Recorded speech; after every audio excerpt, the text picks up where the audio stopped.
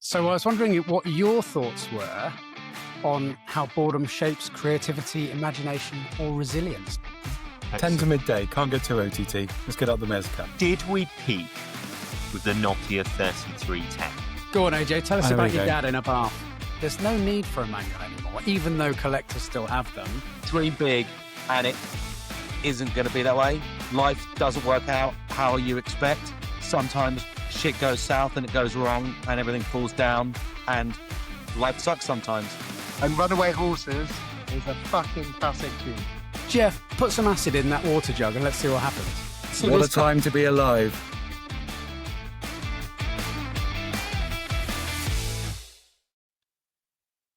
Hello, everyone.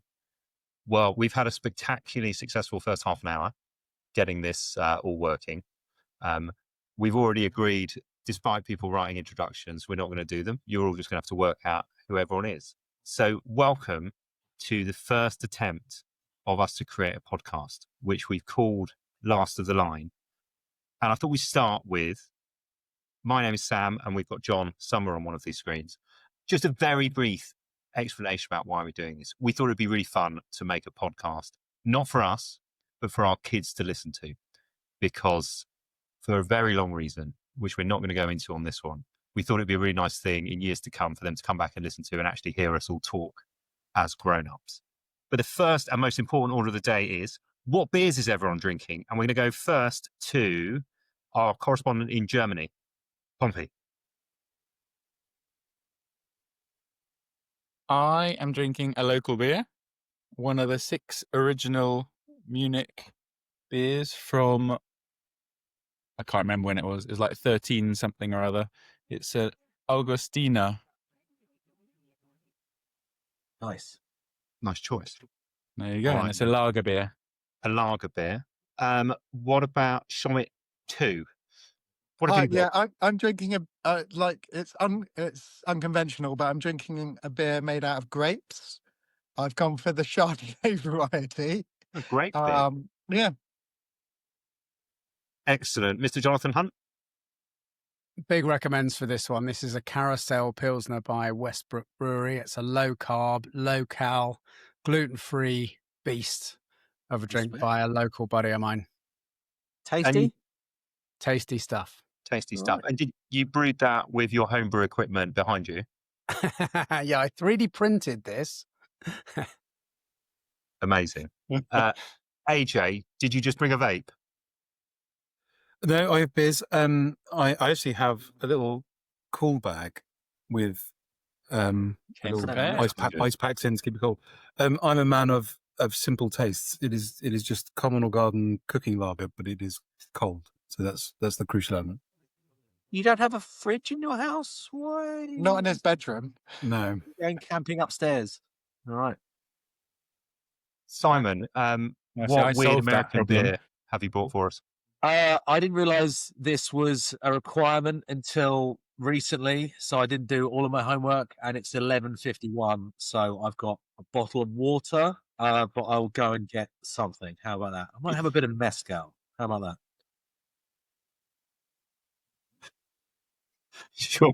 I've got a cold, so I'm not going to be going into beers. I'll get a mezcal. How about that? I'll treat myself. That sounds good. So I'm going to to get a bottle of NyQuil. Well, I've been on the.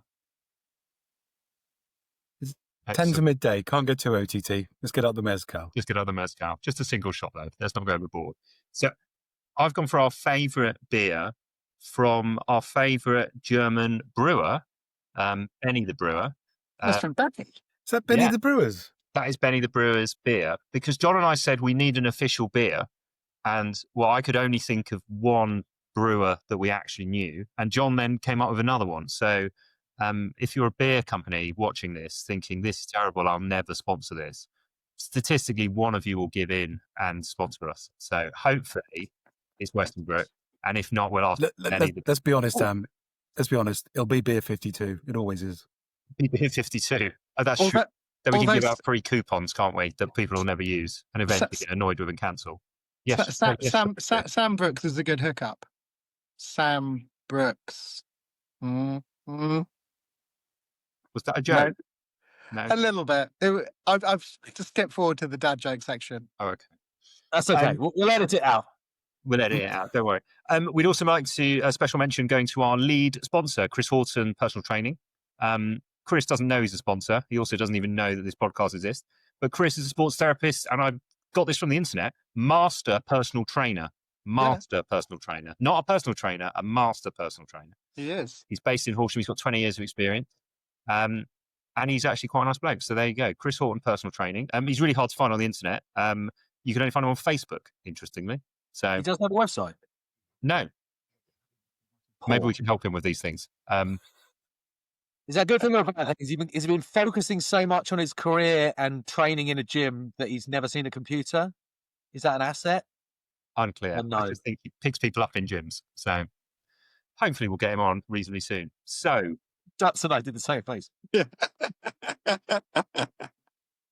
So the way we decided to do this is we've got a few different things we just want to talk about, and that's it really. We're going to have a bit of a catch up. None of us have seen each other in a long time, and we've got some different questions. So, John, do you want to maybe kick off with the first question? Yeah, well, I set this question, and it's probably appropriate because my kids are 13 years old, twins, and I just don't think they're bored anymore. I think boredom doesn't really exist anymore in the way that it used to. And we were forced outside, weren't we? In our day, I remember hauling rocks around my garden and building walls with my dad and mixing cement for him just because I didn't have anything else to do. So I was wondering what your thoughts were on how boredom shapes creativity, imagination, or resilience, or anything else in that vein. Is it good or bad to be bored? Very nice. And I think the first person we're going to go to is Shomit too. Oh, excellent. So I'm a little bit torn on this, right? So I think there's different levels of boredom dependent on when you were born. So I don't think I was ever that bored. So as a kid, I'd quite often at weekends, my parents would just send me off with a packed lunch. I'd go off cycling with my mates for the entire day. I don't know what we actually did, to be perfectly honest. We went down cycle tracks, we did whatever. I'd inevitably turn up after my curfew and get a complete bollocking. But we just figured out things to do. Like I did a lot of DIY. So my dad was he handicapped, is that the right word? So he had like a false hip and a false knee, so he can do DIY. So at the age of 7, I was like putting up curtains and things. And I think what's the best word? You kind of work to what you've got. And I think kids now, I don't know whether, like my kids always say they're bored, right? They say, oh, I'm bored of this. Can I go and watch TV or go to the park or do something? And I feel like we did exactly the same thing, but without as much technology, if that makes sense. Yeah. So I don't think we were the last generation of being bored. I think our kids now still get bored, but it's with whatever we have now. If that, I'm going to say if that makes sense. I like that. What about you, Dedders? I mean, we obviously. I like where you're coming from there. That's like if you go all the way back to kids rolling a hoop down a street with a stick. Was it the same thing? Would they say to their parents, "Oh, I'm bored. Go off and do something." Oh, great! I'll grab the stick and the wheel and I'll go. And it's the same jazz. Like I remember us saying as kids, "I'm bored. I'm bored," and you'd be, as Dutz is saying, you'd be shepherded off to do something, and you would immediately fill your boredom with whatever it was. But it was riding bikes and blah blah blah, reading books, playing with Lego. Maybe the gap time is shorter now between I'm saying you're bored and just immediately going to your device. So just by way of anecdote, I was on a road trip around New Mexico with Sam, Chris James, mate from school, and his 2 kids who are 11 and 7. And certainly the youngest one, not to throw him under the bus, but certainly the youngest one was like, right, when we get to what do you want to do tonight? And we're saying, what do you guys want to do tonight? We're going to be in Santa Fe. We're going to be wherever. We could see this stuff. We could go and do exploring, blah, blah, blah. And he was most jazzed for getting to the RV park because we'd have internet. And it's like, internet, because then you can fire up the switch and just spend all night looking at videos on YouTube or on the Switch, which I think sort of, it feels like a bit of the genesis of this concept of this question of like, can you just immediately satiate your concept of boredom with the internet just throwing shit at you, versus having to come up with anything creative. So it's certainly something that I notice, because I feel like when technology allows you to just not have to think about what you're going to populate into your boredom, you that's where it sort of eats into creativity, right? Like as Dutz is saying, when we are bored, off you go and you make up games, you ride your bikes, you do whatever, and that starts to build creativity. And is that the risk with modern generations, that they don't have a need to be creative for their boredom? It's just satisfied for them. Thoughts? I'd written it I down. think also just on that, like, I think we're picking that up. I So don't know. I literally walk around the house with a headphone in, because I'll be listening to something, and then so when I cook, I listen to audiobooks, or when I'm doing washing, I listen to audiobooks, and then my kids will start talking to me. I'll stop it, but I'll still have my headphone in. It's really weird. Or like we watch TV, and my wife will, Ellie, I don't know why I said my wife, Ellie will quite often be on like Instagram or whatever. So we're filling voids as well, and we've picked up exactly what the kids in our impression are doing. I think what you said just now, Dedders, I'd written it down before you said it, but I'd written down instant gratification. Right. Yes. And I think that's part of the problem. It's not. It's a different kind of boredom nowadays. It's this. I don't know what you want to call it. Maybe I'll coin the phrase digital boredom. But the kids don't get sent out, don't get shown the door and say, go outside, find something to do when you say you're bored. And you go and mix cement for your dad or ride around or whatever. They go and look for Wi-Fi and get on their Switch and go and play online. They don't go outside enough. And you see it all over the internet and stuff. People talking about the good old days, the Gen X's and millennials and stuff. You went outside, and nowadays, if they're given the choice of whatever they want to do, I'm not going to make a sweeping statement, but I'd say more than half would want to stay inside and play computer games rather than going outside and doing something. So, I mean, from my point of view, I don't think I think kids have just become less, in our generation, we'd call it less creative, but they've become less creative in the way we would be.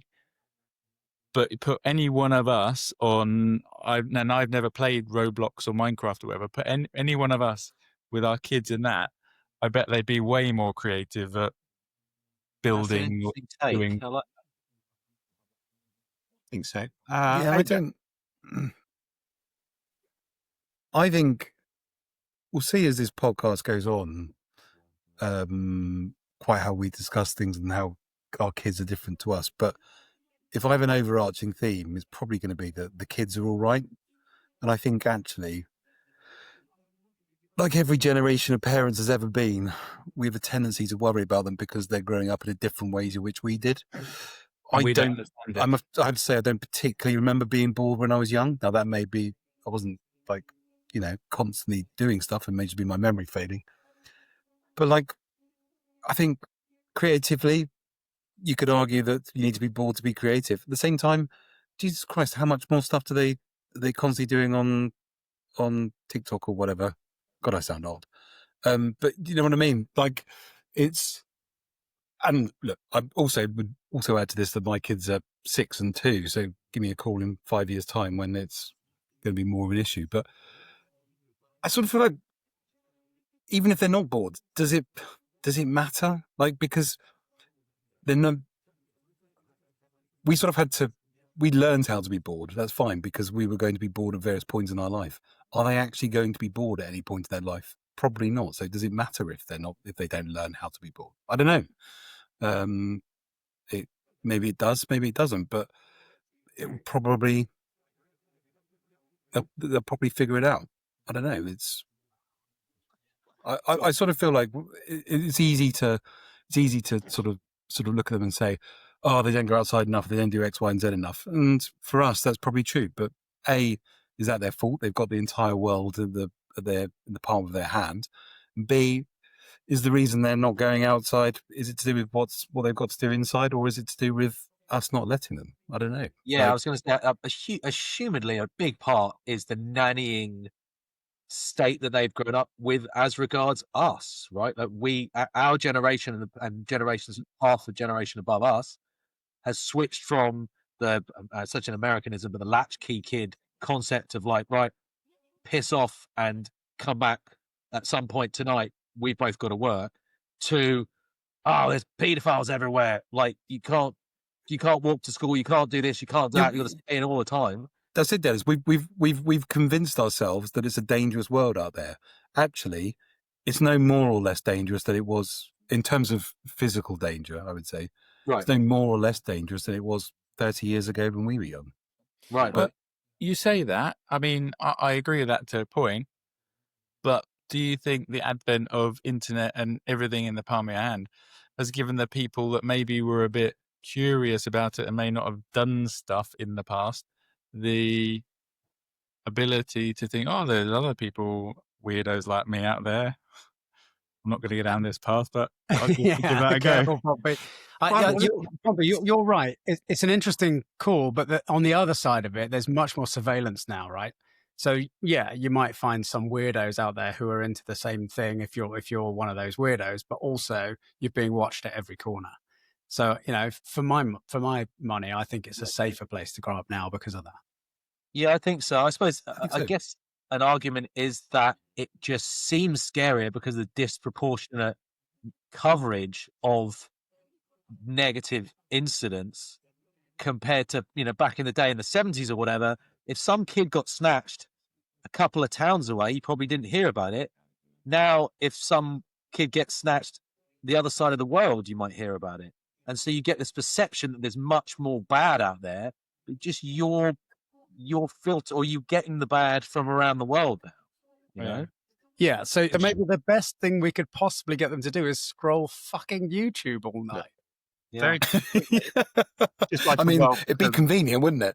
Yeah. Just like welcome Samit 2, back to the mix. Samit, the only thing you missed is it only took us 15 minutes to start talking about paedophiles. He's the update. Right, Samit, we want 30 seconds of invective and then you can go again. Yes. Have you ever lit anything? It's all right, I'm sorted now. My phone ran out of batteries. I was trying to charge it and rejoin, which obviously never works. So now I'm on one of my kids' iPads. So it's a good job they have iPads, going back to the previous conversation. Well, look, talking about technology, it's trying to let you know that we were going to be doing this ahead of time. So kudos to you for turning up with 5 minutes notice. Look, it's a good segue, isn't it? Talking about iPads. The next question. Sam, do you want to do it? Definitely. So did we peak with the Nokia 3310? Okay. And John, I think this was one of Rex or Leo. It sort of prompted this, didn't they? Yeah. And I didn't know, right? Is it just a sort of appreciation of a retro cool meme phone? Is it just sort of something that they're talking about? Or is it a cry for help against these things that are constantly in their pocket, demanding their attention? Are we nostalgic for that simplicity, or have we lost something in it? Should we be looking at going back to it? There's loads of phones out there now which are sort of dumb phones, right? Which are trying to be more like that, but with a swanky, swipey screen. But that don't do half of what the new phones do, and they're obviously cheap, and probably are a good answer for those of us, all of us, who can't control ourselves.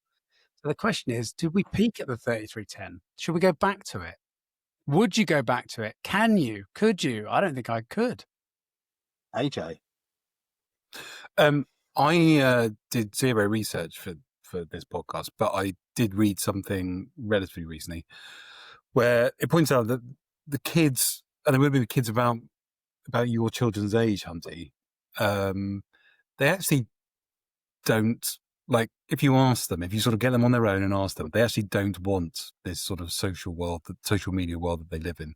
They find it stressful, but they at the same time are kind of obliged to do it. And so you're right. I can see that there might be a retro thing going on there. And in the same way as, you know, when I was 16, I got a record player to play my parents' old Fleetwood Mac LPs because I thought it was cool. But I do think there is something in this where we've sort of given them these tools. Yeah, I'm just sort of remembering, and it's sort of something that I feel myself now with, like, I've got a good tower PC with a bunch of relatively newish AAA games on it, and I still find myself generally of an evening, if I fancy, I've got a bit of time, I can have a game. Nothing, well, it's going to be a chunk of time to download, update the operating system, download the game, blah blah blah blah blah. Can't remember how to play. Versus, I've only got so much time. I could just jump onto Spider Solitaire and play something that is near as deep and involving and enjoyable, but I could just do it right now. And I think playing Snake and things like, I've got Meg's cousin is really into 35mm cameras and Polaroid. You've seen the re-explosion of Polaroids and stuff like that. I think there's an element of connectedness, as AJ's saying, sort of away from the nightmarish bloat of everything being socially connected and sort of anxiety and inducingly too much, to just connected to something that does one thing decently well without all of these side quests and other shit. Like, if you want to play a video game, you're just playing the game. You're not doing all of this other menu nonsense that seems to have crept into games. And the same thing with phones. Phones used to be pretty basic.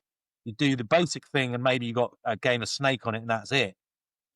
And so I wonder if it's like we've gone too far to everything being bloated and no longer doing the central purpose thing as well as it used to do, to get rid of all the shit and just cut into a phone that just does a phone and texting well without other shit. But is this a phone thing or is this a social media thing? I mean, you mentioned it briefly. It does go back to the previous point about boredom, but you said, Sam, or was it you, John? Your kids are like on the phone doing something, browsing something, and at the same time saying, I'm bored. And I don't know whether there's just so much availability, so much information, so much at their fingertips that they don't know what to do with it. And so that boredom is not in the same understanding of boredom. Right. But for them, it's this creativity to decide what to do. There's so much that they can't totally with you on that, they don't Pompey. know which direction to go. We scroll forever, and if you think about it, it's quite boring, to look at a new image or a picture for half a second and then flick on to the next one. We're just in this kind of dopamine dependency cycle where that it's an addiction, and we need to figure it out. And maybe one of the ways to do that is to switch back to the 3310 equivalent, or maybe the way to do that is just delete Instagram. Right. There's a Wait But Why blog that talks about the concept of the dark playground. Like, as in, if you finish your work and reward yourself by saying, I'm going to down tools and I'm going to play a video game, but I'm going to play a proper video game, get into it, really enjoy and immerse myself in it.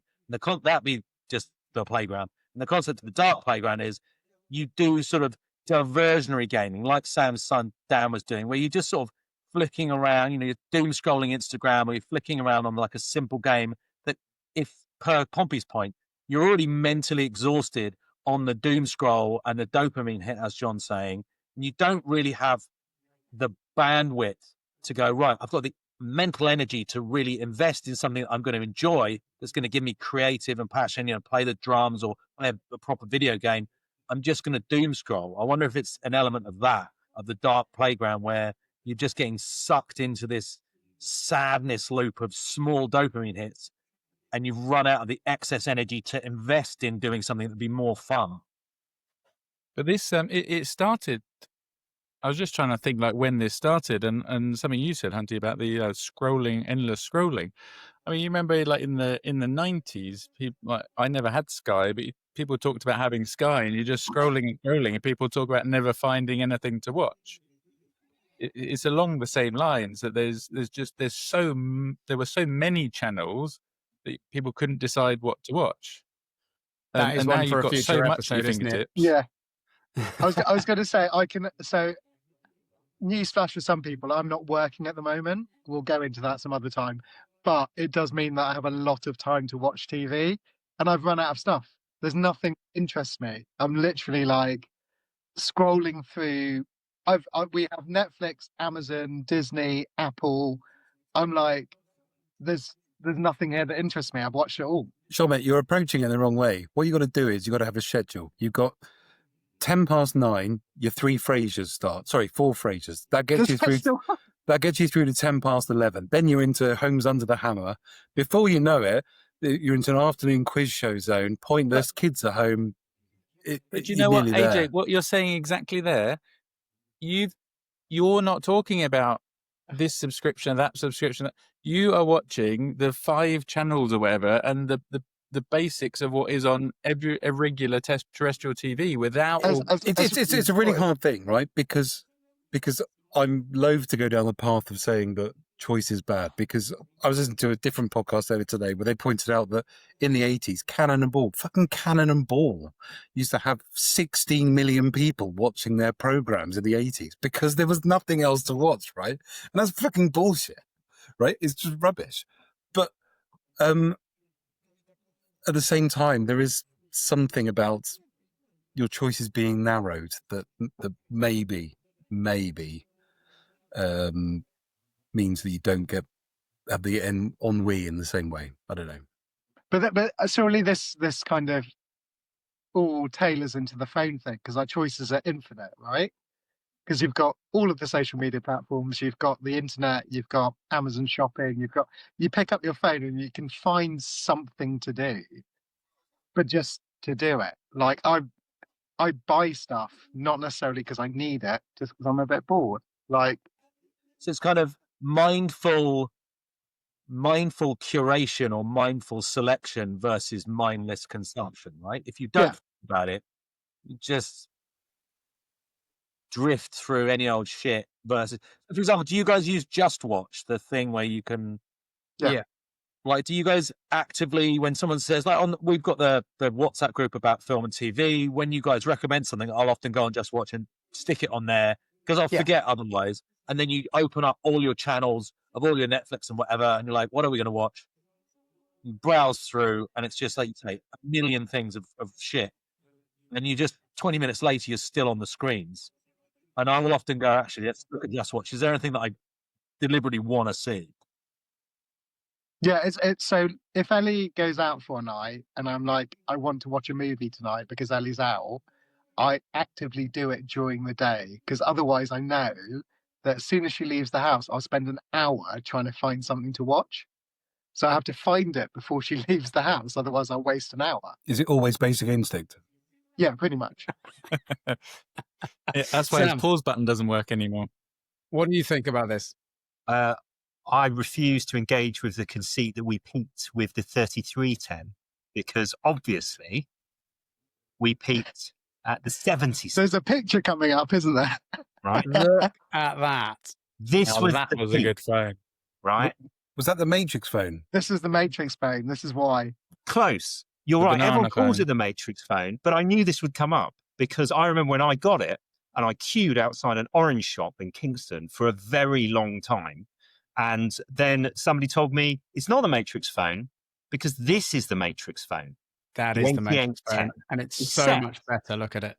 But it's not real, which I was completely unaware of. This was the phone I thought I was getting, but it turns out this was a phone you could buy, but it didn't have a spring-loaded action. It just slid down really boringly. Yeah, none of them ever had the spring loading. Yeah, No, it didn't have the spring load. They actually added that for the film. But this puppy was the one that I had. And it was so cool. I don't know if you remember it, Dedders, and I used to walk around like a right twat with it. So I would take any opportunity. I you're refuse all to wrong. believe it. You're all wrong anyway. The Sony Ericsson T28 was the actual peak. you know what? That was a great time to be alive in the when was that, like late 90s, 2000s, with the mobile phones. You just said there was a different Nokia, but they were constantly like pushing the boundaries and changing stuff. And then Sony Ericsson was in there, and there was also always something new, and everybody didn't have the same thing. And someone had something else, and you thought, oh, that's brilliant. Mine doesn't have that. Maybe I'm going to change my phone next year. I'm going to get that one. Try something different. I think this is a wonderful pivot, Pomps, to the next conversation about the manual gearbox, because that was going to be my point about the manual gearbox. I feel like manufacturers, as things have become more global, or everything's become more global, and everyone's clued on to the whole Six Sigma manufacturing thing of let's remove options, simplify supply chain, ignore the minority, everyone gets the same thing, we'll take away features, tough shit to anyone who liked them, everyone gets the same bog standard thing because it's easier for us to make. That makes sense for manufacturers, but as you say, Pomps, you lose this diversity of options that fit some people really well and most people fine, and it stops pushing the boundaries. You actually sort of recede back into this safety zone for manufacturers where the users often lose out. No, I think that's true. Have we moved has on? anyone been following this light phone thing? So I've been looking at this. This is a sort of a new version of a dumb phone, right? It's called the light phone. So the thing about it is it's in its third generation now, right? And I've been following, I get the email updates, and every time I think this is going to be the time, thanks, John. And this is going to be the time that I go for it, right? And we're on the third go now. And again, I had another look at it, and it just doesn't do enough. You just get, it's this kind of horrendous, weird middle ground now, where it does some things, and all the reviews of it essentially criticize it for not being a smartphone and not being a dumb phone. It's ended up in this kind of weird no man's land of mediocrity in the middle. It's also, as you can see, it's $699. Now, I know in America, that's probably the price for coffee, but over here at the moment, it's quite expensive. It needs internet access, right? That's the one thing it's missing. I'd happily lose social media for internet access. Well, this is it, right? It's not about the capabilities of the phone necessarily. It's about the apps you have on it. Like I would say, for me personally, for a dumb phone to be in any way attractive, I would want to get rid of a load of shit, but at the same time, I would want maps and I would want WhatsApp, right? But is that not the definition of a dumb phone? Not to have. It is within your gift to delete those things, but we don't do it because right. You're right, Andy. I don't. You're right. I don't have Insta, don't have Twitter, don't have Facebook. I've sort of social wise got there, but really quickly, could we do an experiment? Would anyone else be up for just literally deleting everything apart from maybe 10 apps from their phone for a week and see how we get on? Well, what would be there's specific apps that we're saying are the problem, right? Your Instas, Facebook, Twitters, the social first app. Yeah. So what would that look like? Insta, Facebook. Okay, so for me, what I need was obviously WhatsApp, like phone messaging. They aren't really apps. I need the internet. I need my banking app. I need Find My iPhone so I can track Ellie and know where she is, like some kind of crazy stalker. I don't know, that might be it. Like, what do I actually need? Of the hundreds of apps that I have on my phone, what do I actually need? Let's move on to the next topic. Sam, introduce it. Wait, just before we move on, no one's agreeing to bricking their own phone, apart from me. No, because we're all addicted to social media. Before we move on, Andy. Do you know what? I'm going to do it. Before the next one, I'm going to say, tonight, I'm going to take everything off my phone, bar 10 apps. I'll let you know how it goes. So, Dutz, I just feel like this is a bit wrong-headed because there's loads of apps on there that maybe you don't need regularly, but also aren't a problem. Like, I've got an air horn app that I use maybe twice a year to annoy people, but it's in the way of my general life. What a time to be alive. I'll jump in to have the last word on this so we can then neatly segue into the next topic, which is I don't want to be unplugged from the matrix. I need to be in the Twitter cesspool on a daily basis. Like you, AJ, every time I delete that thing, I wheedle my way straight back into it. But I think you're right, Dedders. I would agree on the notification So that's one of the things I've been trying to teach the kids is like, have the app, but just turn off all the notifications. Just go into it when you think about it or when you need it, right? You don't need a notification of BBC News, right? There's nothing that earth-shattering that's going to concern you. And if it's, a nuclear strike, as we know, I do love a nuclear strike, don't worry about it. Like, the bigger things are going to happen, right? There's no breaking news alert that's really going to affect you. And there's no notification that's really that important, apart from maybe a message from your parents. So, and on that note, we're going to not neatly segue in the slightest to, and I'm going to pop up a little picture, because I did drag one out, which is, does anyone still enjoy a manual gearbox? And I deliberately went out of my way to find no. arguably maybe the greatest manual gearbox. Maybe not the greatest manual gearbox ever made, but certainly one of the more iconic ones. John, you can probably wear that out from here. Yeah, well, it says it on there, doesn't it? Ferrari 550 Maranello, rated shift, beautiful piece of equipment. But I mean, obviously, if you're in a 550 Maranello of that era, you want to drive a manual. But I would say that we're done with it now. If you go out and drive a 911 with a PDK gearbox, you'll realize there's no need for a manual anymore, even though collectors still have them. I don't want one. I don't want to be driving through Bath with my left leg burning because of the heavy clutch. They're even better on a track. They're faster. They're better. They're just as engaging in my view.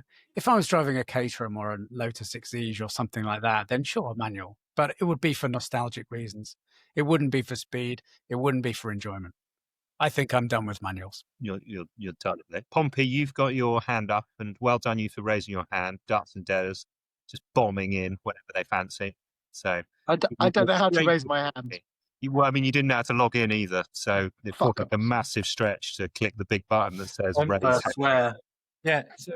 So on this point, I recently switched from my my automatic Golf GTI, and I've got myself, I'm ashamed to say it, a T-Roc. Oh, Pompey. In manual. Doesn't make it better.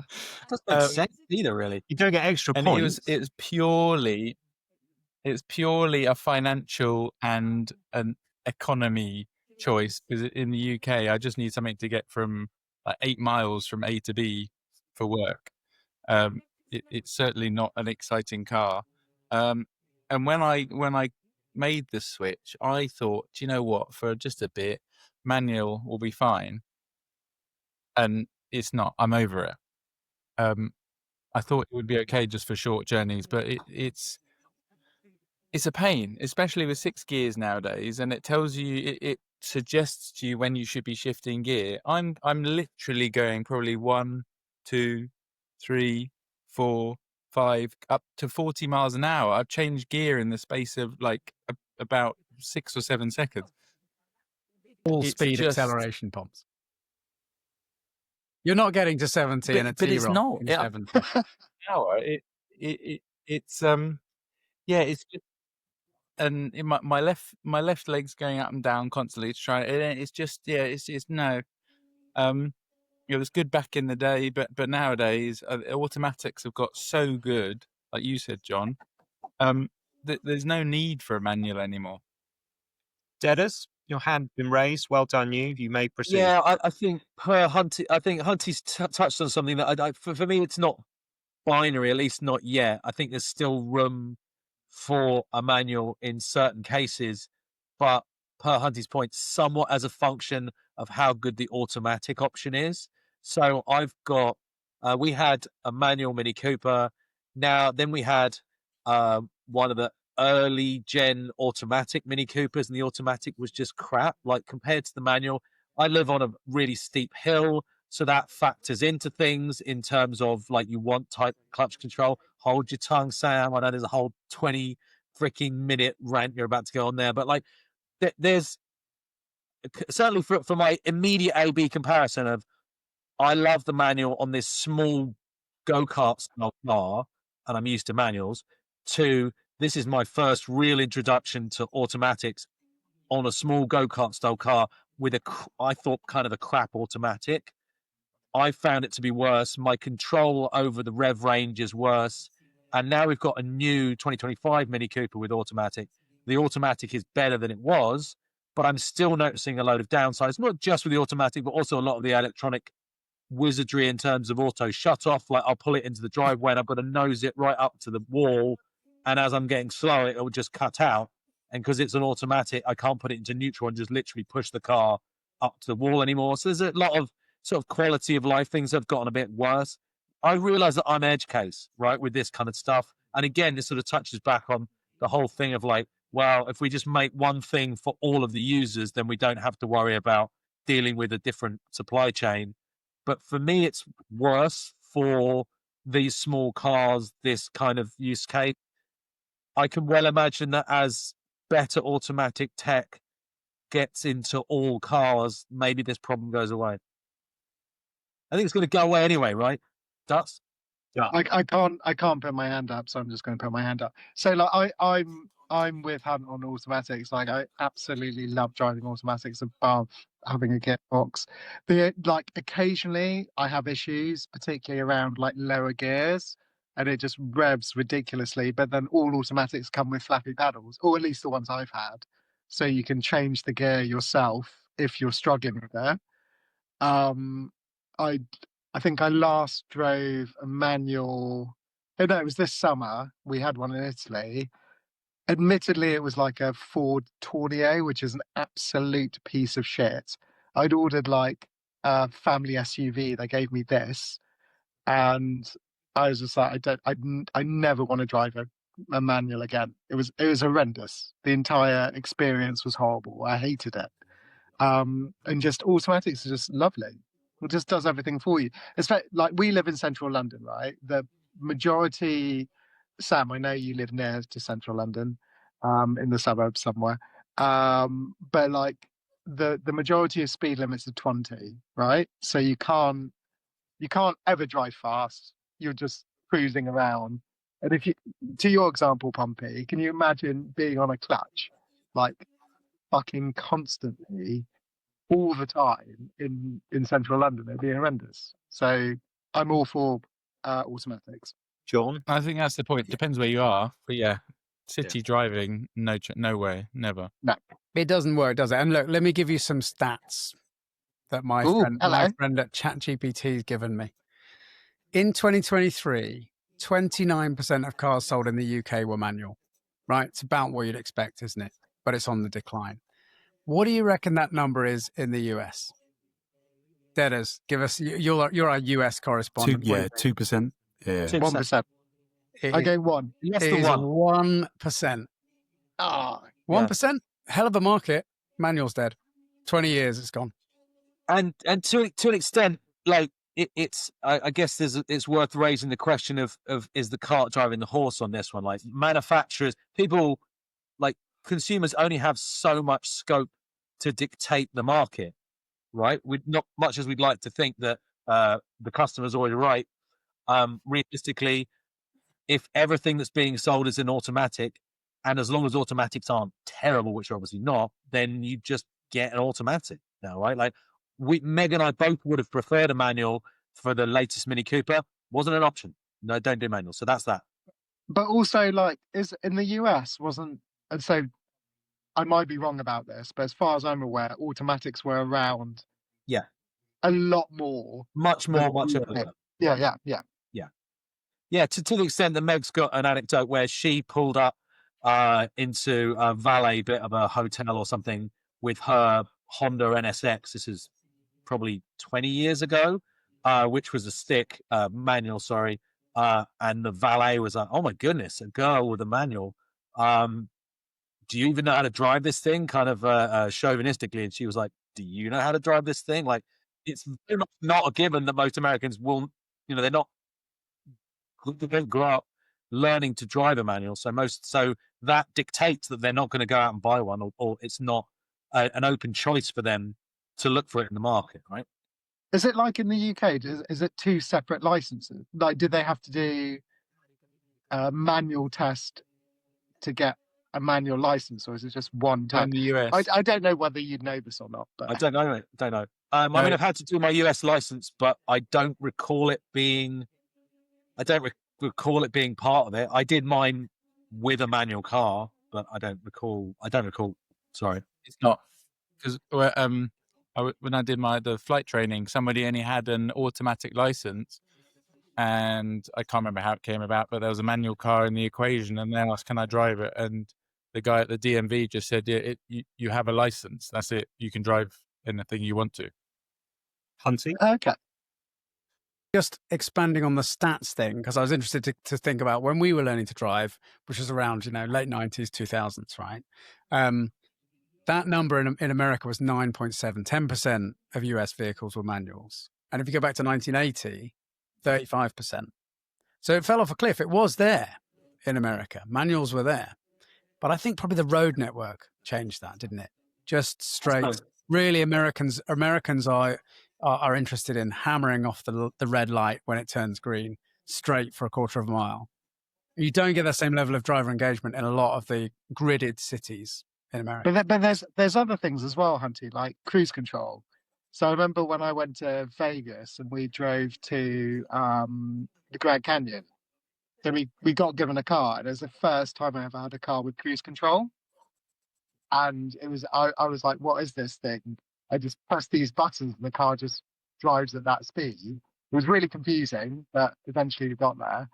But they had cruise control way before we did because, like you say, just straight roads. Yeah, you need it. Like in where I am, it's a much more of a European style driving in Silicon Valley, as in the roads are full all the time, lots of small roads around the suburbs, whatever. But where I just was driving around Colorado and New Mexico, it's absolutely cruise control country. You just you can drive for an hour in a straight line. And then, notwithstanding your point about the culture of driving off the line and whatever, I think, yeah, we see that in movies, but I would say the huge predominance of American driving is probably like the huge predominance of Euro driving. You're pootling around in a boring SUV, taking your family to football games or driving to work. You're not really, the primacy isn't on performance. And so you don't want to have to think about bothering with a gearbox. Like, we're thinking about it from the purview of like, we're car guys who like with the, in the conversation of like driving for fun, but most people are using a vehicle for its function, not its fun, predominantly, right? And so, AJ, you've had your hand up. I think automatic gearboxes as well, though. I remember it must have been 20 years ago now that way back in the day when I learned to drive, manual was more efficient than an automatic because the gearboxes weren't good. But I still remember like a BMW ad, and it showed the MPG for the automatic was actually better than for the manual. Not by much, right. but by a little bit. Yeah, a lot was lost in sort of transmission losses back then. AJ, you ducked out, but you're back in. I would love to know your views on the manual gearbox as being the noted car aficionado that you are. I would say that learning to drive manual is a bit like going to watch the snooker live, and I have done both. I'm really glad that I've done it, but I can totally see how it's not something I'll do again in the future. And like, don't get me wrong, like, especially like, okay, Europe's a different proposition to America, where from what we've heard, there's no sort of manual and automatic different licenses. I hope one day I will have a knackered old Austin Healey or something I'll drive around, and at that point I will need and want a manual license, which I'm glad I have. But the idea that it's better is, apart from that narrow use case of driving an old car, is pretty obviously it's not necessary. It's worse, and it's maybe there'll be some advantage for the next few years when you still get a better choice of hire car. I don't know, but and forgive me if this has been discussed already. I'm sure it has. The market will sort of decide, like, just electric cars by their nature obviously don't have gearboxes, so it becomes like, I've got no doubt that my children will not learn to drive manual cars, because by the time they are learning, we will have an automatic car, likely an electric car. And any car they would possibly drive wouldn't have a gearbox, so why would they need to? No, makes perfect sense. We'll go Dedders, then Hunty, and then I'll Yeah. conclude before I'm you. just sort of thinking that AJ's point is sort of more broadly applies to a lot of these conversations, right? We are in this Xennial little sub-generation where we, better or worse, have grown up right in the inflection point of everything that came before and everything that come after. And maybe every generation feels that way, but we've got a lot of data that supports there was technology before, but now we live in a completely technological online world, and we've grown up without it, and now everyone grows up with it. And the same thing, I think, with technology and phones as with manual cars, right? Like previously, it was just a given that you grow up driving manuals because that's sort of all there was until automatics came in. With any actual genuinely competitive skill around our time. And as AJ says, if we were to be having this podcast and we were all 10 years younger and we're having it in 10 years, this wouldn't be a question, I think, because it, in any more like you do have a coal-fired power plant or whatever, right?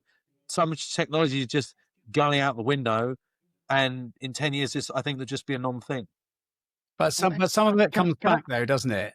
So I was going to draw a parallel between one thing that AJ said earlier on, which is talking about a record player, right? Using a manual gearbox is a little bit like dropping a needle onto a piece of vinyl. It's kind of fun in a nostalgic way. It gives you some kind of ritual to do almost. It's like making a matcha tea. There's something to do to get to a goal. And that has a little bit of satisfactory sort of feeling to it. But ultimately, convenience will win. And as AJ says, electric cars are going to blow it out of the water anyway. Could I just really... this just reminds me... You seem incapable of pressing the button. So, yeah, we'll let you have a go. He sometimes does that. I can't. There is no button on my iPad. But you can see everybody else's hands up. Do Shomits 1 or 2 have a button? Fuck's sake. And also, all I'm doing is queuing up AJ to tell a story that because I think this is quite poignant to the chat. So, your dad, Trev, and you have told me the same thing before, and I'd quite like you to finish it rather than me tell it. But it's about how he grew up having baths in a tin bath next to a fire. And if you can carry on, AJ, because it's your story. If you know where I'm going with this, or I can do it. Go on, AJ. Tell us about your dad in a bath. You've got to go just in such a weird direction. You can kind of go anywhere and say that's what Sean was going to say. Yeah, I think he knows what I'm going to say. My dad, as Shomit has said, as I'm sure a lot of our parents did, grew up at a time where it was tin baths in front of the fire to warm it, and that's how they bathed. In his lifetime, he's gone from that to having an app on his phone to start his shower so that it is warm by the time he gets in, right? And that is what Shomit was alluding to. But it's a good point, right? The convenience wins. It's as my dad would only half jokingly say about it. What a time to be alive. I would briefly come back to what Hunty said. There is a bit about manual cars. So there's a famous thing in America, or it was in America, but it applies everywhere, where Betty Crocker started selling cake mixes, and they thought this is going to be great. You just pour in some water, you mix it all together, and then you bake a cake. Didn't sell at all, right? And then some genius at the marketing department said, "Oh, I know what we need to do. Well, they need to crack an egg into it. So you had to buy an egg separately. It wasn't powdered egg in it." And suddenly it flew out the door and people were buying it. And the reason that people were buying it, because it felt like by cracking an egg into the mixture, they were contributing to making the cake, right? And therefore it satisfied some sort of primeval need to be providing, not just sort of reheating.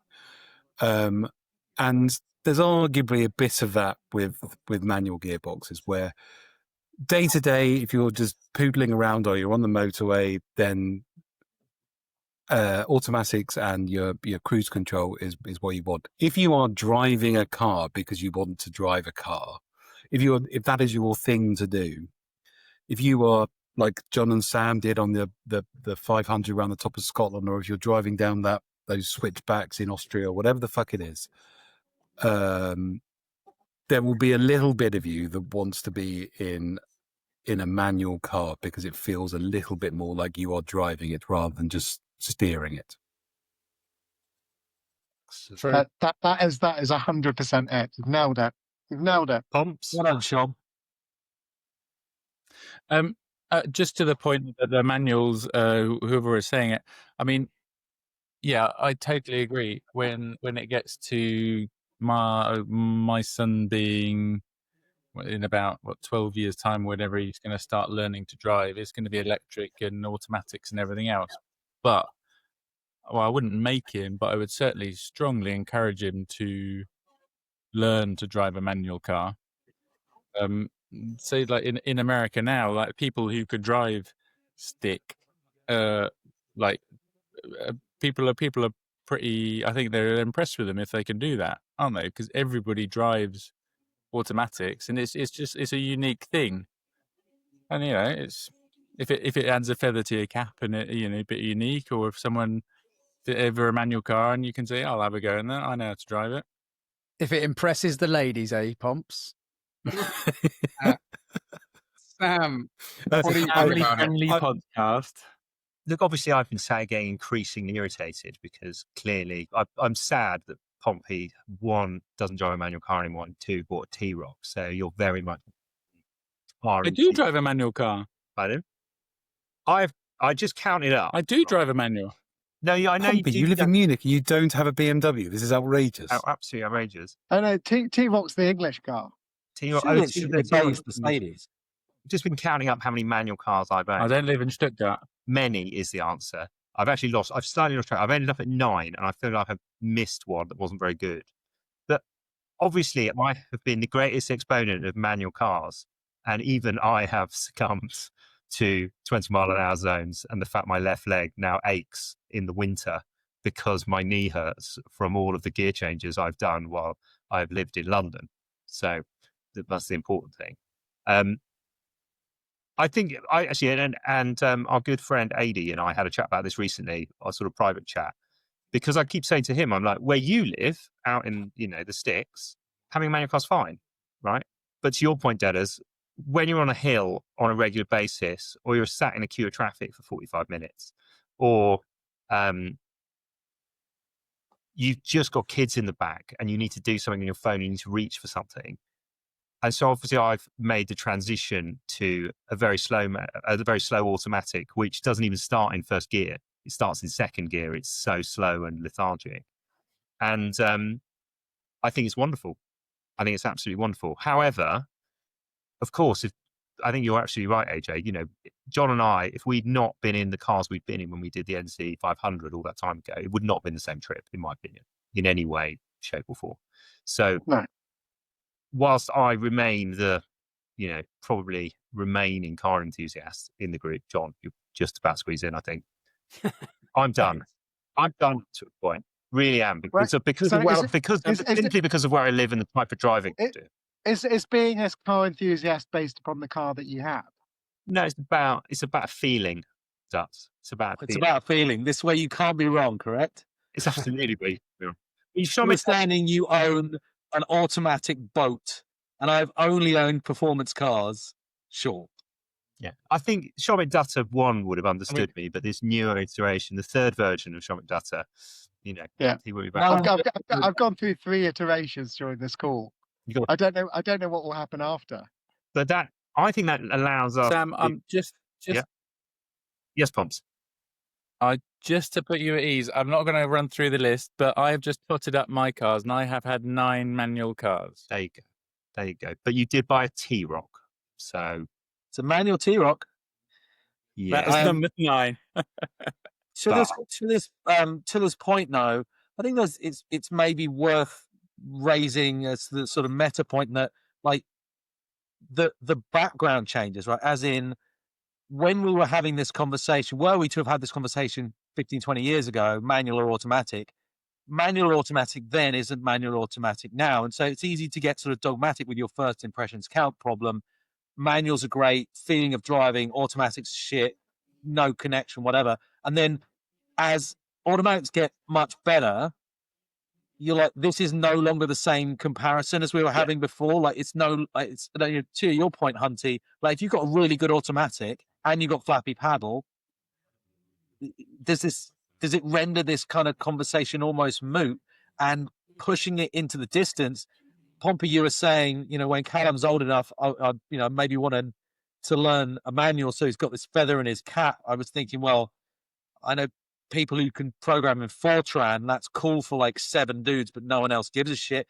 I would argue that by the time Callum is old enough, maybe no one is going to be learning to drive at all. Like, we've now got Waymo extended to the whole peninsula.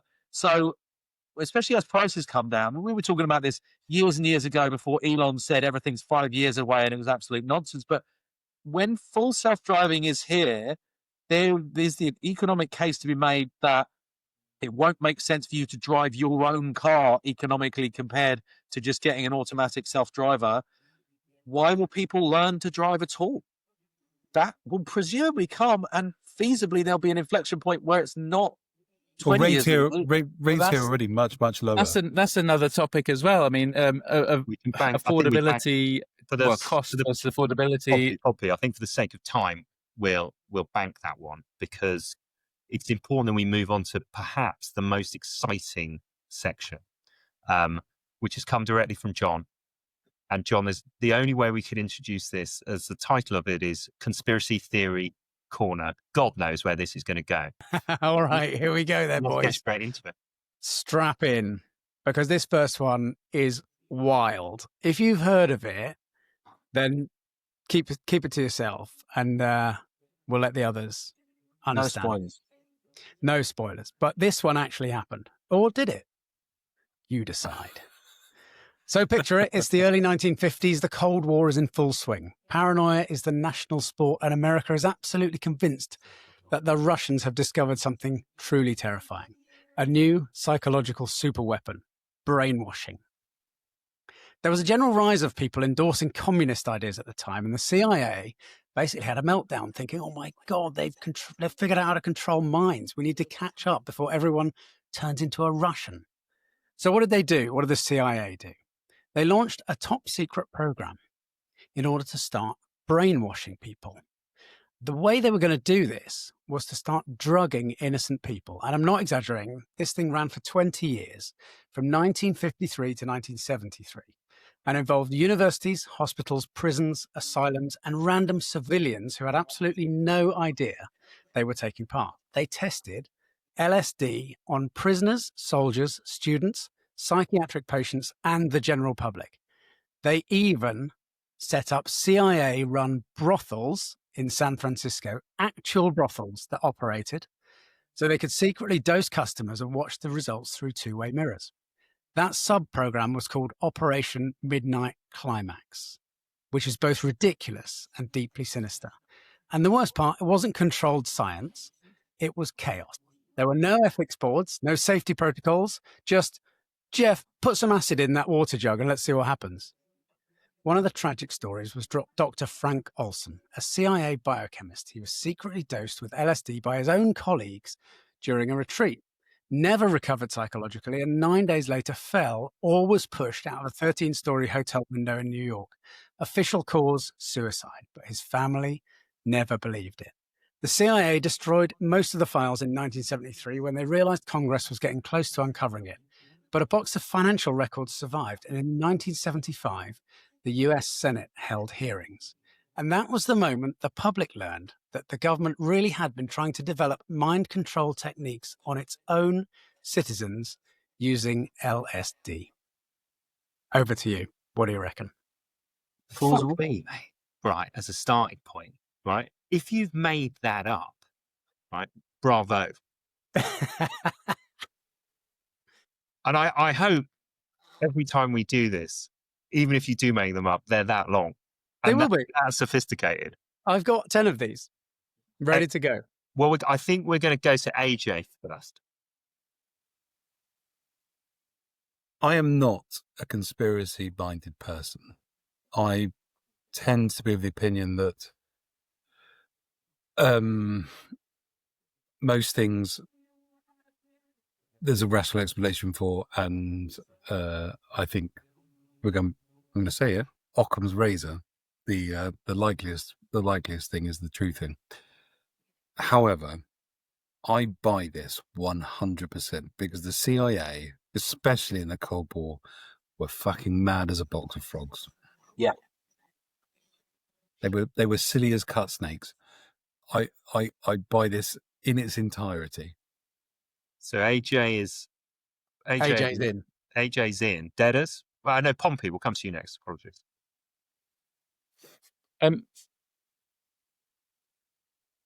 I think I'm in as well. It seems plausible. It seems like the shady shit that the CIA would try and do. And I mean, obviously, I haven't gone and researched it, but you dropped a couple of facts in there. A quick chat GPT of that Senate hearing, whenever you said happened, surely would shed a bit more light on it or not. But from the story you've told, I'm in. This is outside the scope of Googling, by the way. I hope you're not Googling in the background. Googling is officially not allowed. No chat GPT. Just not on. Officially banned, or I I can shall hear test lots of screen mouse control. clicks. Really? We They're can't. much quieter than your mouse clicks. It's not like people going on the side of the screen to turn the volume up. That's what do you reckon? Doing this, Regardless of the mouse clicks, what do you think? Is it true or is it false? Pomps. True or false, Pomps? Hey, I Alexander said true. Pompey Lempingham. Pompey's in at true. Four. Pompey's on true. We've got two trues. Let's go to Shomit Duster the third. Okay. Where's this information coming from, Hunty? Well, it's either from this bit at the back of my brain or it's from the World Wide Web. Okay, fine. I'm going for It's true. either completely false or true. 100% the CIA would do that kind of shit. Makes Now, from total your insider knowledge of the CIA, Dutz. Oh yeah, I spent lots of not me, but Shomit T spent some time at the CIA. Got it.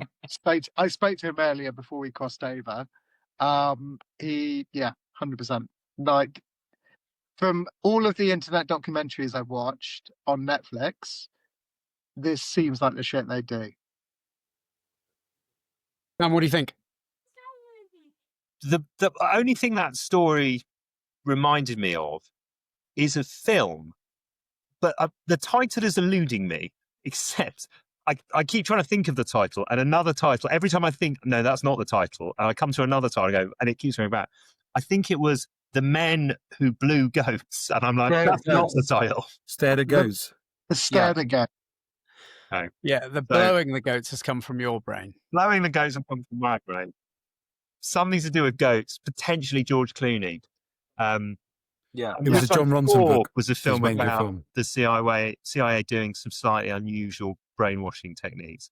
So Like if they made an entire film about CIA brainwashing with goats, I mean, what you said is slightly less bizarre than that. So I'm gonna actually as well. They believe that they could kill goats just by looking at them, and also that they could train themselves to walk through walls. Okay, all right then. Dedders. Wow. Yeah, same as you boys, and Men Who Stare at Goat popped into my mind immediately, as did Ted Kaczynski, who was infamously the subject of some pretty fucking heinous CIA trial stuff, psychological breakdown, experimentation that basically psychologically terrorized him for ages, among other people. And that was one of the reasons that he cracked and sort of pushed back, let's say, Was he the Oklahoma bomber? Yeah. So yeah, I mean, it's from an era when the CIA, is there another era? There's an era where the CIA is just sort of completely carte blanche, throwing everything it can at the wall with the view that maybe it gets results, which on one hand, from a sort of scientific creativity point of view, is semi-laudable. The fact that there's no checks and balances, no ethics at all, and fully like, we don't care how many people we kill or completely destroy their lives and we'll just bury it all under the carpet, is obviously terrible. Did this specific one happen? I don't know, but it certainly falls in line with stuff that we know has happened. So I'm prepared to say, yeah, sure. All right. The reveal then, you got it. It is absolutely true. Every part of that insane story is documented and acknowledged by the US government, and its name was MK Ultra. It was funded for 2 decades, and it involved LSD, hypnosis, electroshock therapy, sensory deprivation, and forced experimentation, all carried out without consent. Wild. There we go. Do Why, we know that? why has no one made a film of this? That I don't know. Maybe they have. Was that the one involving goats being blown? That was just your own. Have I made that film up? Is that a different? No, as AJ and I have both said, Men Who Stare at Goats. Yeah, so Ted Kaczynski was the subject of MK Ultra. There we go. AJ, And damaging. what do you think? I'm glad to see that we were all able to sniff out the reality there. One of my favorite. Sorry, this is a bit of a tangent. One of my favorite stories about the CIA, and this is the economist in me doing this because I love the purity of this idea. In the 80s, the CIA were worried that the reports that their agents were giving weren't. That they were worried that the reports were providing what they wanted to hear rather than what was the reality on the ground. They tried to work out ways to get around this. And what they came up with was, for a period in the 80s, in the CIA, is it Langley in Virginia, I think the CIA is based? Yeah. There was essentially a bookies, right? Where you could go to the bookies and you could make any bets that you wanted to make, right? Completely anonymous.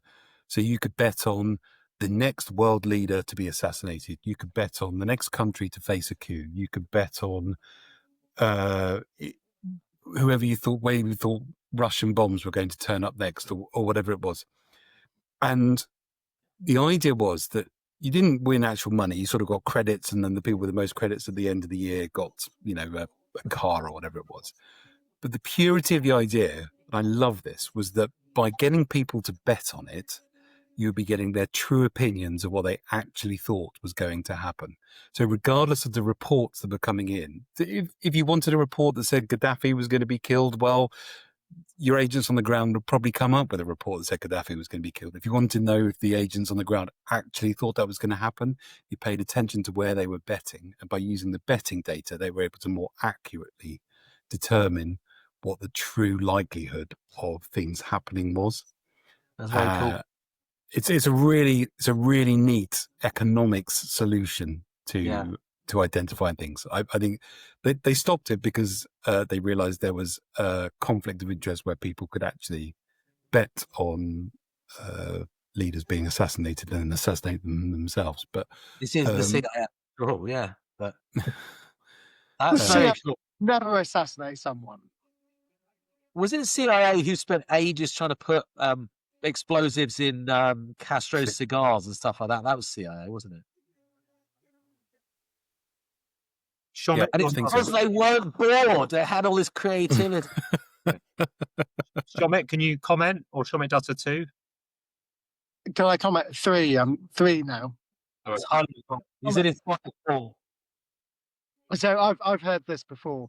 I don't know whether I've heard it independently or whether AJ's told me this, and therefore that's why I've heard it. It's probably likely the latter. No, completely agree with it. Like it's really interesting. Yeah, that's it. It's quite an interesting fact. Like I don't know where to take it from there.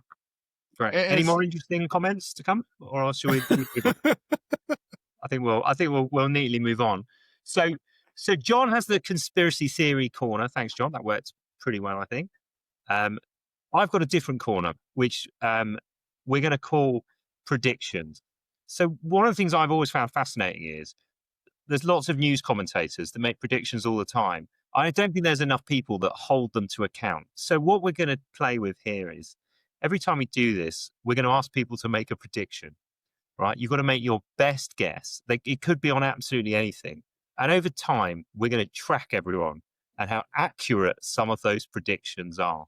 Because I just think it's interesting And this recently came up. We have a good local friend here who's an estate agent who is historically been wrong about almost every house price he's ever suggested for anything.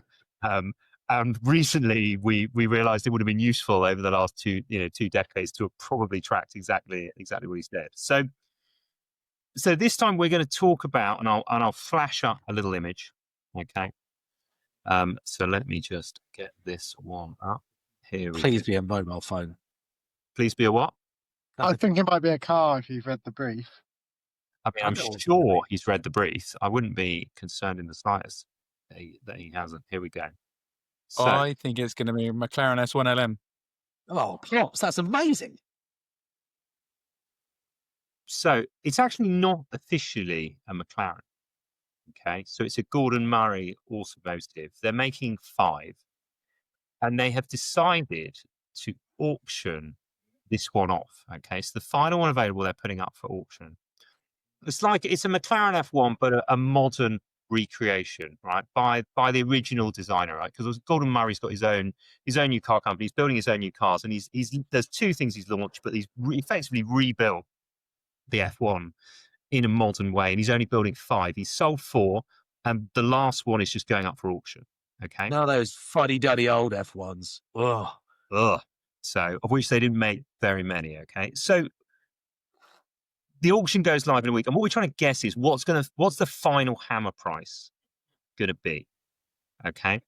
And so I won't give you, I said to people, go away and have a little bit of a think about this. So the first person we're going to come to is Mr. Jonathan Hunt. Okay. Just look at it.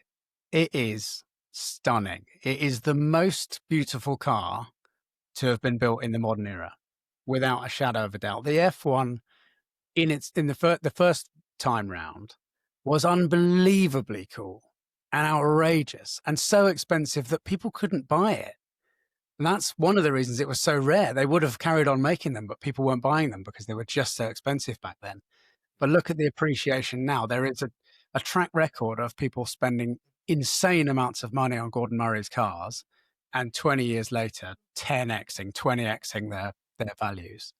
So why wouldn't this go for unbelievable amounts of money? I think the reserve price is 20 million, or is that the estimate? I mean, That's the estimate. For me, this thing, last one left, 1 of 5 from Gordon Murray that looks this cool. I mean, it doesn't have a bad line on it. It's 28 to 30 million every day. We've got to have a number, John. No ranges. It's just a specific number, Hunty. Come on. 29.1 million. 29. And we're just for clarity, we're going in US dollars, okay, to keep it consistent. Oh, okay, right, okay. I need to read you some maths. So we'll come to you in a second, Dutz. Then Pompey, what have we got? Are we allowed to know what the other 4 went for? What the other 4 went for? Unknown. Well, I mean, you could know if you'd looked it up. Shomet 3. It's on you. I can't hear. I can only hear Sam when you talk. So wait. Okay. So sorry, my understanding is they were private sales, so it's unclear what the price was. So Right. Come on, Pops. So, and what was the result? 29, did you say? John went with $29.1 million US. I reckon if this is the last one, I was originally going to say 35, but I think I'm going to say 40. 40. And what's the rationale? Why have you? Well, it depends what collectors you have out there. You've doubled the estimated price. But it's like with any auction, isn't it? It depends who's in the audience, who really wants it, and what people are willing to pay for it. I think the insights we come onto this board for. A limited number, 5 of them, 4 have already gone. This is the last one. No more are going to be made. It's a limited edition. It's probably is it a manual?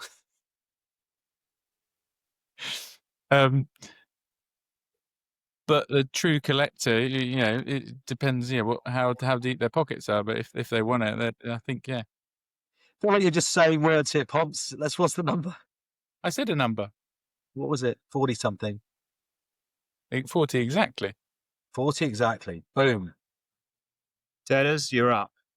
$18.5 million. $18.5 million. How come? Cooling market, cooling global economy. Who knows? That's it. There we go. AJ, where are you at? I don't know much about cars, and I did zero research before this. And so prior to what has just been said, I had a figure of 2 million in my mind, which is obviously somewhat below par. On the low end. Yes. You say it has a reserve of 20. No, that's what it's expected to get. Not a reserve. Expected. Okay. It's only 2. Too big. I mean, I mean, I've got a fucking clue. I thought the reserve was 20. No, expected. Do your research, Bombs. I didn't do any research. I'm angling more towards Dedders, but I'm usually wrong. So, I'm going to say 8.4 million, and everyone's going to be really disappointed. Love it. Excellent. Lovely. Low anchoring. After this has ended, could you predict the England-New Zealand score tomorrow? I assume I'm next. So, my brief bit of research puts me in between 20 and 35 million. If I'm correct, like I remember when the F1 was first launched as a kid, and I want to go 35. You know, 35 million. Because as of what I've looked at, it's the lowest and the highest that could possibly happen. I'd like to think it went for the highest. Okay. Sam, where are you at with it? So I thought I would check what is the most expensive car ever sold for.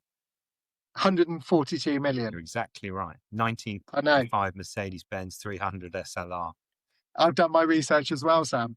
There's an excellent podcast about the sale of that car and how bonkers it is.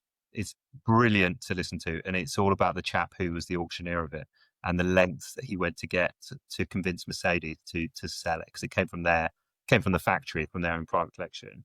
So I did. Wait, before you move on, Sam, second most expensive car to be sold. Yes, but yes. No, what was it? What was it? I'm asking. Was it my 2019 Skoda Octavia Estate? It was not. It was 54 million. It was a 954 Mercedes-Benz W196 R Grand Prix. There you go. There you go. So the thing I kept coming back to, I watched a video with Gordon Murray talking about it. This is genuinely his last hurrah. Also the only one, and I think the interesting is really the only one properly on the open market that anyone with some money can punt on, which is that is the exact opposite of the F1 the first time round. Okay, the other 4 have already gone. If you wanted one of his Gordon Murray, you know, of his new brand, you can go and buy one right now. This is it. This is your last punt if you want one of these. So I'm going higher. I reckon it's going to go over 50 million quid. I'll say 50. But I think it's going to go for 80 million quid. Bold claim. Right. And the reason for that is it's the 21st of November. The bubble's not burst yet. You know, Michael Burry hasn't quite got it over the line. There's a lot of people out there still with a lot of cash before the world goes crazy.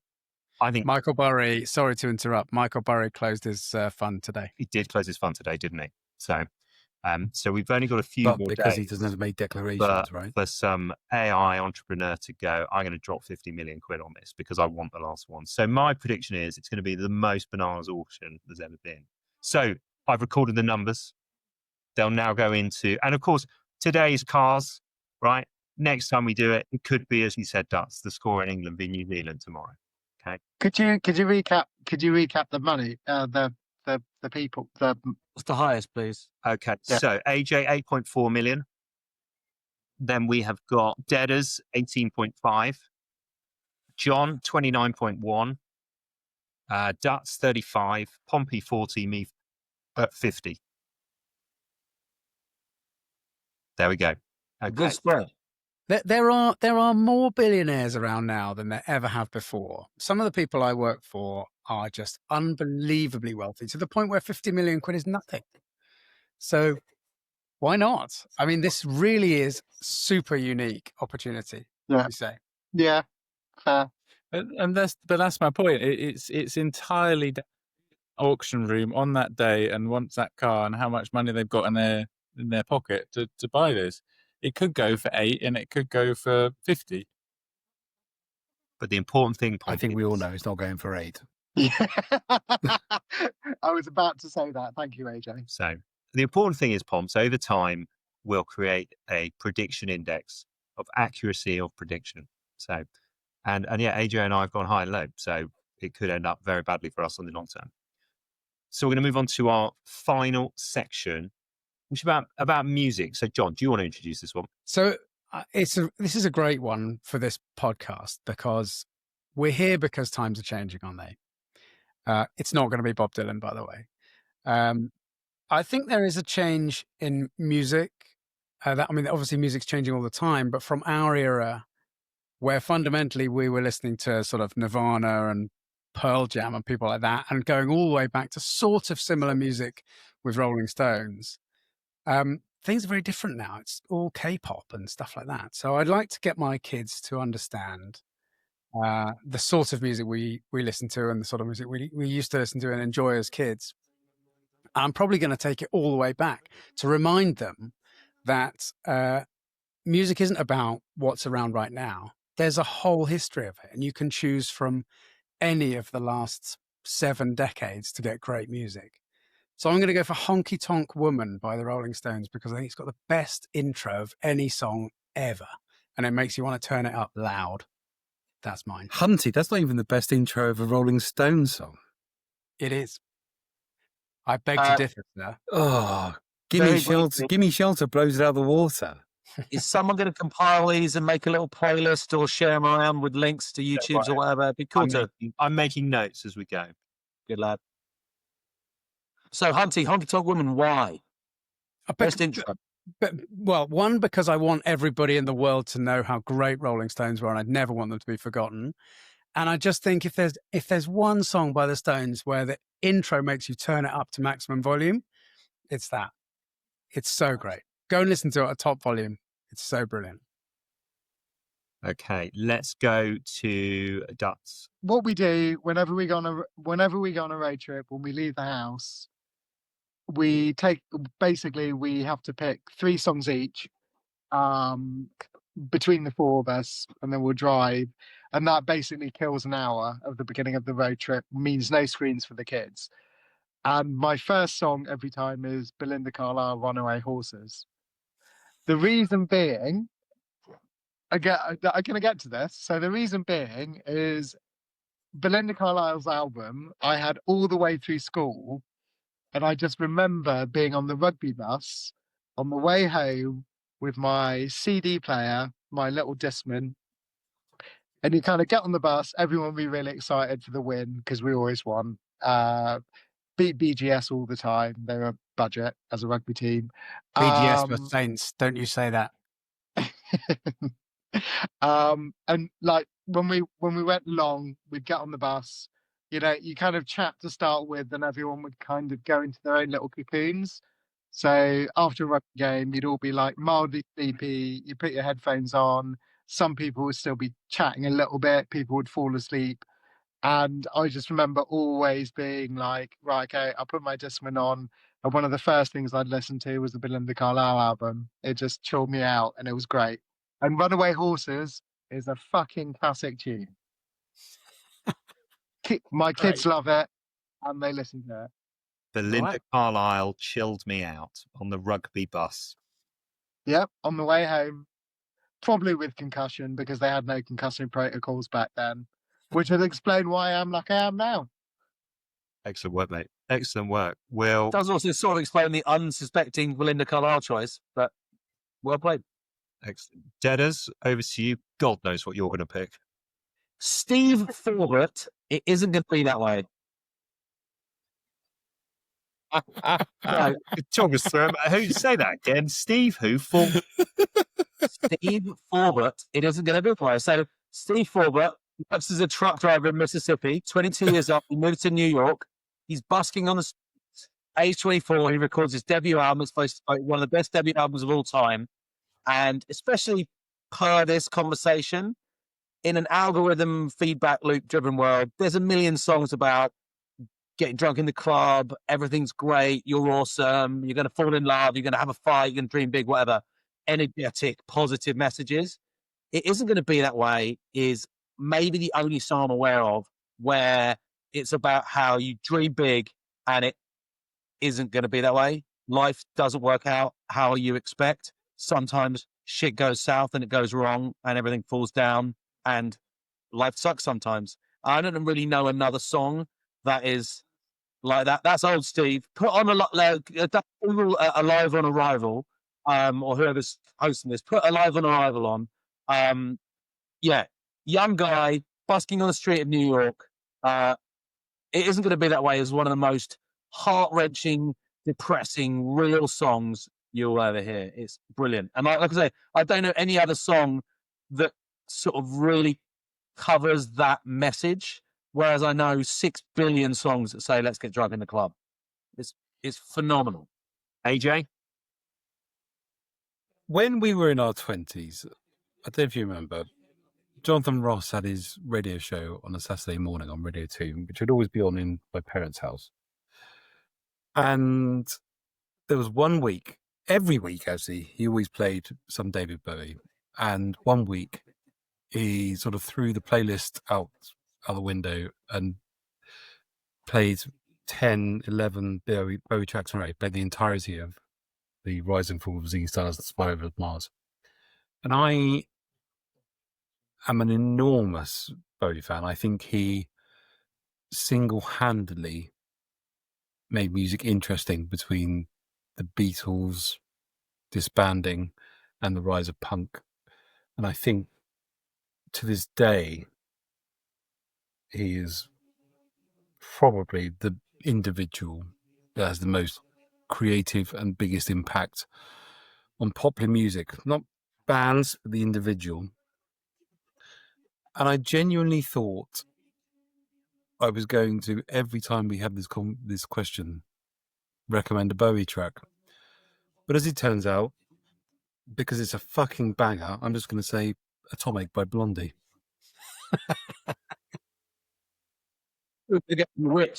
I was really ready for a real hard turn. I would also add that does this count as a party trick?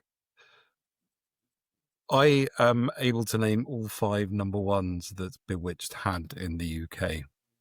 could you do? I know that you are, but if we're doing party tricks, AJ, what song can you sing? I'm not doing Rapper's Delight on this problem. It's going to be Boy with the Arrow Strap. Duly noted for a future episode. Excellent bait and switch there, mate, with Atomic Blondie. Hunty? Mine was Rolling Stones, mate. Oh, you did have Rolling Stones, didn't you? Pompey? Apologies. Yeah, in the prep for this, I've actually, I'm not really the person. I like such a wide range, but I've never been like a musically person. Is it Hasselhoff, Pompey? Please say Mickey louder. Say Mickey louder. But this is exactly it, and it's interesting you say that. Something I've written down here, something I am very proud of, is that Callum has inherited my love for Austrian après pop music. Love it. He will wake up in the morning. We wake up at 6:30, and his little Alexa, he still insists it can go to volume 11, and he will put on some sort of après ski music at 6:30 in the morning.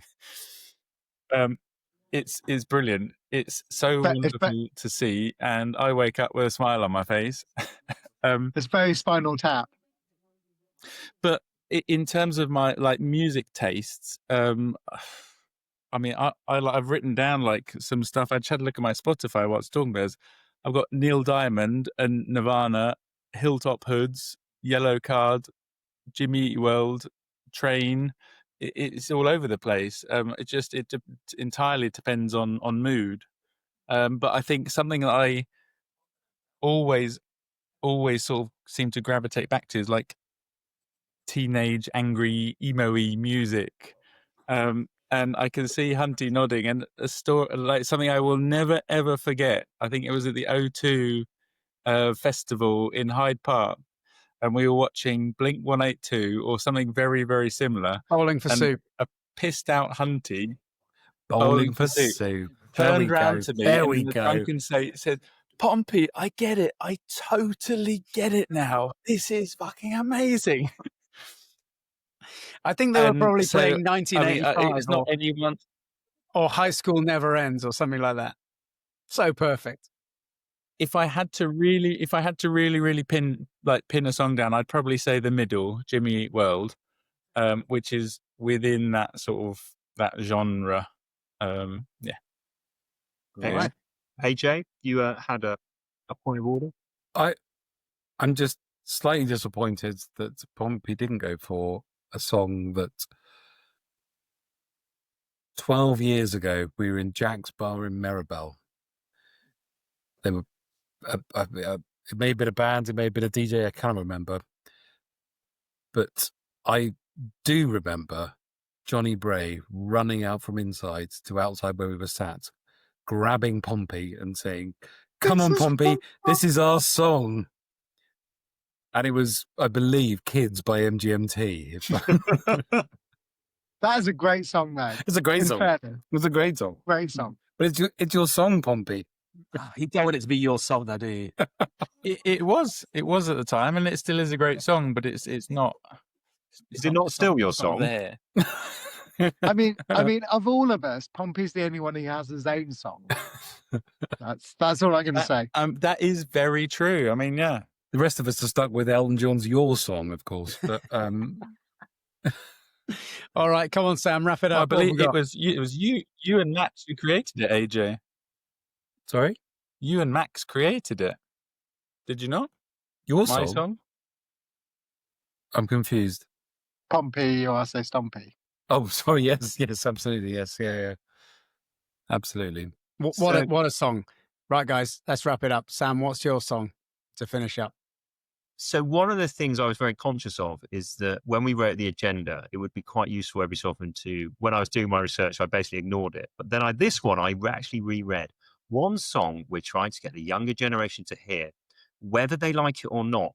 And that last bit has been interesting. So my kids, we have dragged to many festivals to go and listen to all kinds of music. But there is one genre that no matter how much I play, they just don't like, right? And unfortunately for me, it's the one genre that I really like, and that is indie, right? They just are not interested at all. I have thrown everything out, right? They haven't gone through puberty yet. I feel like you need to be a bit miserable and post-pubescent to like indie. Do you mean like So what's- shoegaze, don't get me wrong, right? shoegazing indie? There's Sam? time, right? There's definitely time, but I just think give it time. I think you're right? And I think when I got into indie, I recall it very well. Simon, you'll know our friend Steve Taylor. So I used to get the bus over to Steve's house. It was a bit of a, Rosie. but when we used to go around to Steve's house, Steve had the coolest older brother and older sister in the history of the world. They wore clothes I didn't even know existed. And every time we went around there, they'd be like, "Hey, we're going to this gig. Do you want to come?" I look back now to the gigs I went with Steve and his older brother and sister, who didn't seem to care the fact that we were, 14, 15. They would just take us along anyway. And some of the bands that we saw back then, sort of even in around the local area, were just incredible. And so there's one song that I grew up loving, but I have to, I never really thought about the lyrics until reasonably recently. I thought I always loved this song, but I'd never put too much mental effort into sort of what it's about. And so the song I've been trying to gift to the boys in particular, and they've shown absolutely no interest. But I hope maybe like me, as time goes on, they'll like it. Is Slight Return by the Blue Tones. Okay. Yeah. Because This one's good. the reason That is a good I've realized song. now, and I've been looking at it, the thing I really like about it as a message to maybe kids of this generation it's about a friend who's going through a difficult time. Okay. And basically the lyrics just say, really what you got to do is understand the problem and like, just, there's no going to be miracle answer. Just maybe have a bit of think about it. And like, if you want, I'm kind of casually here, but that's it. And I think I quite like that as a message for them to go, maybe just work out on your own. And like, if you want it, we'll have a beer, but that's probably the best you're going to get from me. And actually, maybe rather than everyone telling kids all the time that, you know, I really care about you and, you know, it's going to be great and offering them loads of help and support, just going, do you know, you'll probably be all right. Just have a crack. And I quite like that as a message. And I play it a lot of the time. And the kids, whenever I put it on, the boys are just like, this is shit. And I'm like, I don't care. One, it's only 3 minutes. You're going to put up with it. And I'm hoping by osmosis, maybe in the future, and I think as we talked about this podcast and why we're doing it, I'd really like the idea in the future that they put it on and maybe they'd think, God, Dad was a twat, wasn't it? Like, that's the message to deliver, I think.